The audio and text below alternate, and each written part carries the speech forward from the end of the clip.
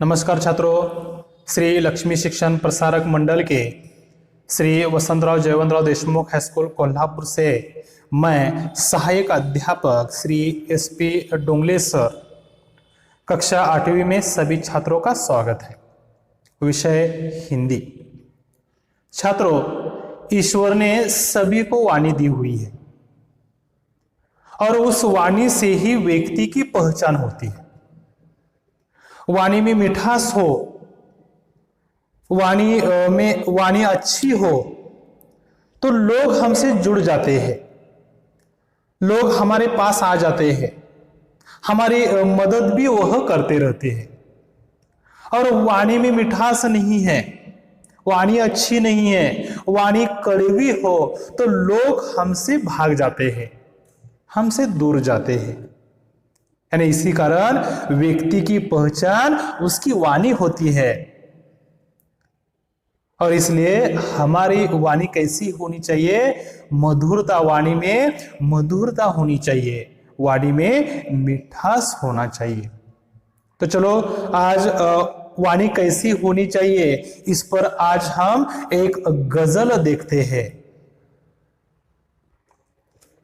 गजलकार रमेश दत्त शर्मा लिखित जरा प्यार से बोलना सीख लीजिए, इस गजलों का आज हम अध्यापन करने वाले हैं।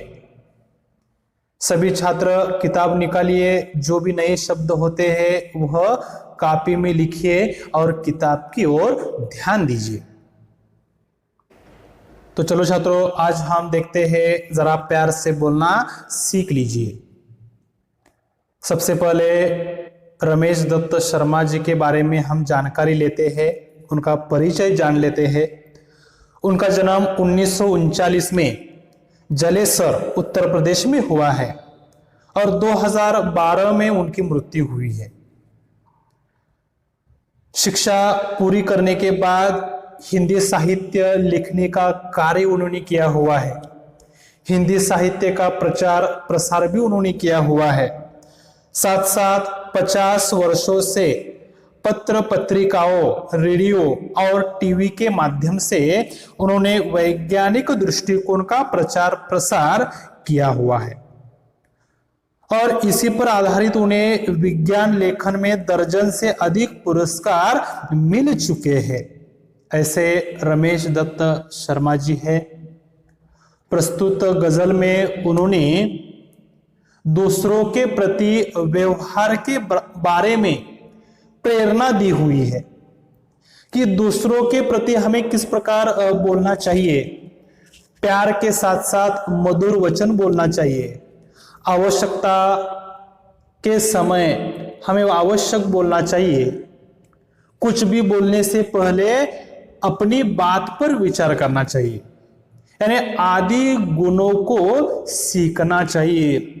इसके साथ साथ हमारे ऊपर अन्याय अत्याचार हो रहा है तब हमें होठ सीकर बैठना नहीं चाहिए। आवश्यकता अनुसार आक्रोश प्रकट करना भी जरूरी है। यानी यह बताने का प्रयास इस गजल के माध्यम से आपके सामने प्रस्तुत किया हुआ है। प्रस्तुत गजलकार रमेश दत्त शर्मा जी का परिचय देखने के बाद हम यह गजल अब देखते हैं। किताब की ओर ध्यान दीजिए, जो भी नए शब्द होते हैं वह कॉपी में लिख लीजिए। वाणी में शहद घोलना सीख लीजिए, जरा प्यार से बोलना सीख लीजिए।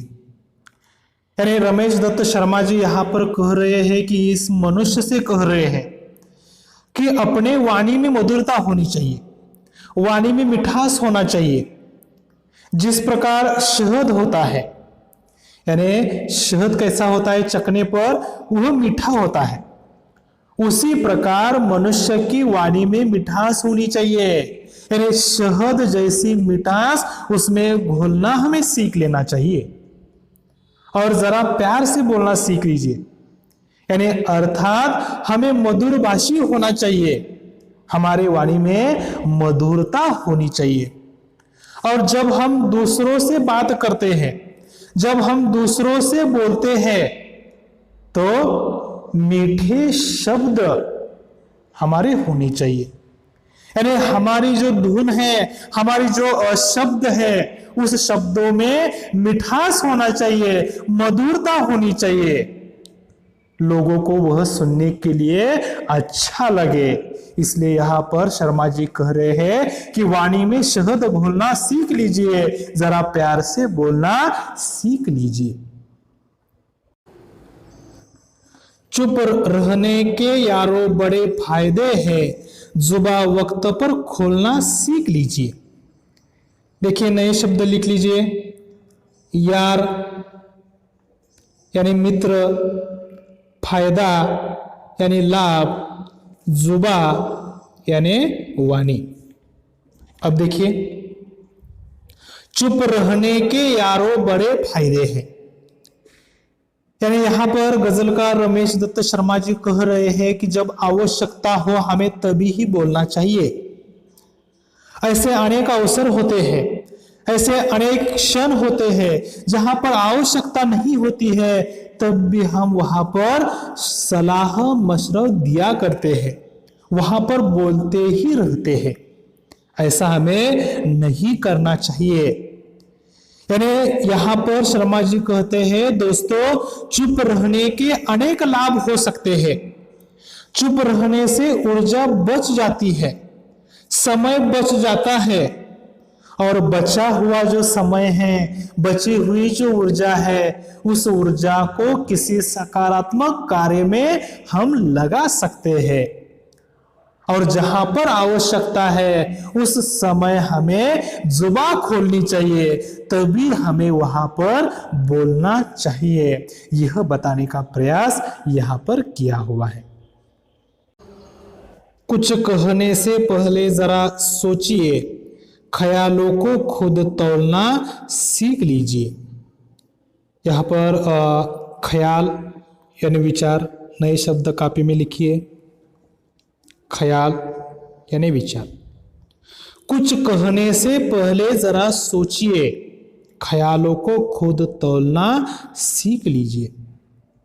देखिए यहां पर शर्मा जी कह रहे हैं कि जब हम किसी को कुछ कहते हैं, अपनी बात कहते हैं, तो बात कहने से उस पर हमें विचार करना चाहिए, उस पर हमें सोचना चाहिए, और फिर हमें बोलना चाहिए।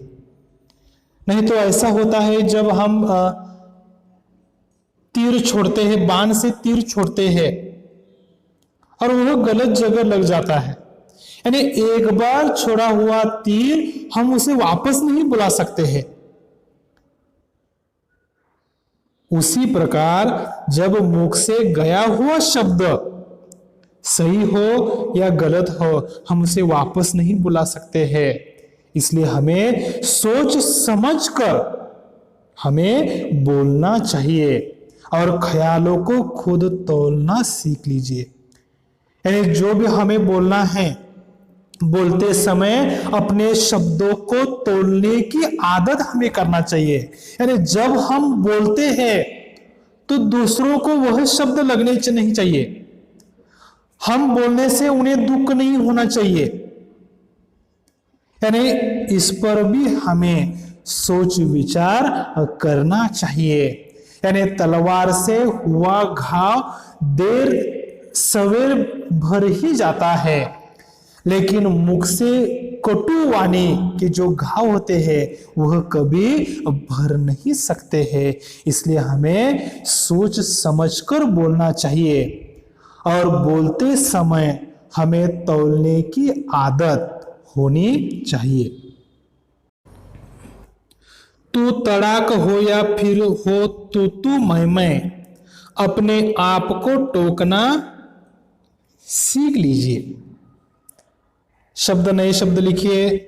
टोकना यानी रोकना या पूछताछ करना। कॉपी में लिखकर हो गए शब्द। अब ध्यान दीजिए। तू तड़ाक हो या फिर हो तू मैं, अपने आप को टोकना सीख लीजिए। देखिए संसार में कई प्रकार के लोग होते हैं, और यदि बातचीत के दौरान वैचारिक मतभेद हो जाते हैं, आरोप प्रत्यारोप हम एक दूसरों पर करते हैं, यानी उसी प्रकार की स्थिति जब उत्पन्न हो जाती है तो हमें क्या करना चाहिए? उस आरोप प्रत्यारोप से हमें चुप बैठना चाहिए, हमें 2 कदम पीछे आना चाहिए, हमें मारपीट नहीं करना चाहिए। यानी 2 कदम पीछे आने से हमारा कोई नुकसान नहीं होने वाला है। यानी हमें क्या करना चाहिए? अपने आप को टोककर हमें चुप रहना सीख लेना चाहिए।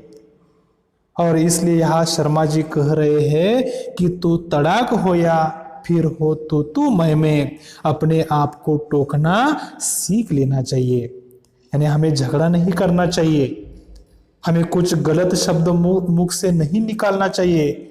आरोप प्रत्यारोप हो जाए फिर भी हमें पीछे हटना चाहिए।